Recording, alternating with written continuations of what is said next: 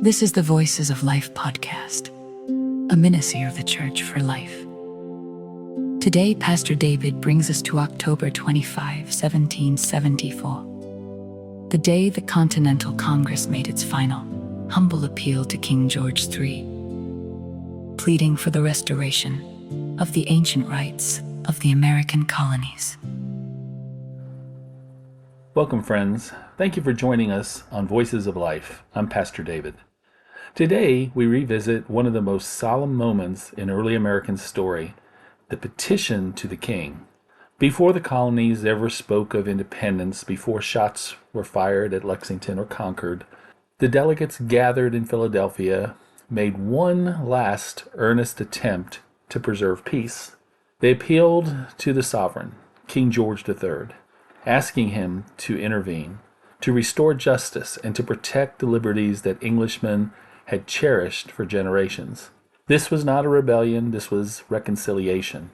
A final plea from loyal subjects who longed to remain united with their mother country, if only their rights could be secured. The petition declared the colonies' loyalty to the Crown, even as it described the burdens placed upon them by Parliament. It asked the king to hear their grievances, to see their suffering, and to act as a father to his people. The Congress believed, or at least hoped, that the king would rise above the politics of the moment and restore harmony throughout the empire. Before we continue, we want to share something meaningful with you. Our team has prepared a full narrative reconstruction of the petition to the king, written by the Continental Congress on October 25, 1774, their final humble appeal to King George III to restore the rights of the colonies. It is a moment of hope, restraint, and deep faith. And now, for your listening pleasure, here is the narrative of the petition to the king. Petition to the King, October 25th, 1774. Reconstructed for the Voices of Life podcast.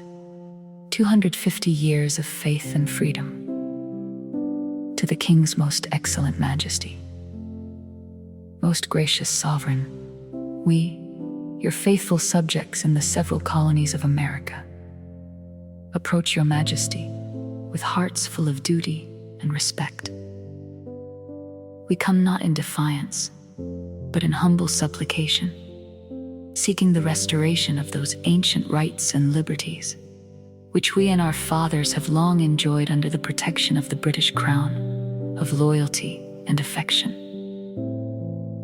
We declare before heaven and before the world that our attachment to your majesty remains sincere. We have never desired separation from our mother country. We have rejoiced in her prosperity, shared in her triumphs, and stood ready to defend her honor with our lives and fortunes. But, sire, the burdens laid upon us by acts of Parliament, passed without our consent and enforced without our representation, have brought distress to your American subjects. We fear that the harmony which once united this empire is in danger of being lost, of grievances and suffering. We beg your majesty to consider the hardships we endure, taxes imposed without the voice of the people, trade restricted for purposes not of commerce, but of control, governors empowered beyond the limits of our charters, troops quartered among us in times of peace, justice hindered, assemblies dissolved, and rights long held now threatened. These measures, sire, have filled your colonies with anxiety and sorrow. Yet even in our suffering, we have sought peace of our humble request. We implore your majesty to interpose your royal authority on behalf of your American subjects. We ask that you restore the liberties granted to us by the English Constitution, that you protect us from the encroachments of ministers and parliaments, and that you renew the bonds of affection which once united this vast empire in mutual happiness. We ask not for privilege, but for justice, not for power, but for protection, not for independence, but for the rights of Englishmen, of hope and duty.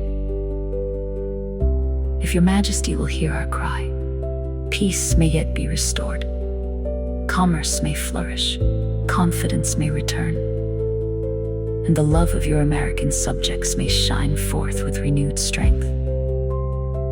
But if our petition is disregarded, if no remedy is offered, we fear that the miseries now felt in one province will spread to all, and the empire we cherish will be torn by divisions not easily healed. Of Providence, we commend our cause to the wisdom of your majesty and to the justice of Almighty God.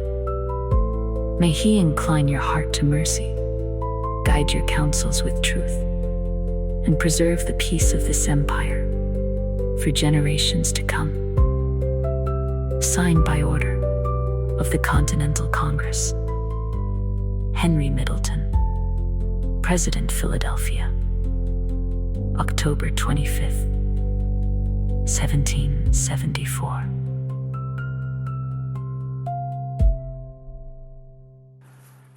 This was to be the last peaceful bridge extended across the Atlantic. The delegates prayed that the king would answer with mercy, with wisdom, and with justice. But history tells us that no answer came. The silence that followed this petition would echo across the colonies, and soon the path toward independence would become unavoidable. It should be noted that about 9 months later, they did try petitioning the king one last time in June of 1775. Yet even in disappointment, the Congress placed its trust in God. They believed that the author of liberty would guide their steps, whatever the future held. Their humility, their patience, and their hope reminded us that the American story began not with defiance, but with prayerful restraint. As we remember October 25th, 1774, may we learn from their example. May we seek peace before conflict, justice before anger, and God's wisdom before our own. Thank you for joining me today. May the Lord bless you, and may He continue to guide this land in truth and freedom. Thank you for listening to the Voices of Life podcast. On behalf of Pastor David and the Church for Life, may God bless you and keep you, now and always.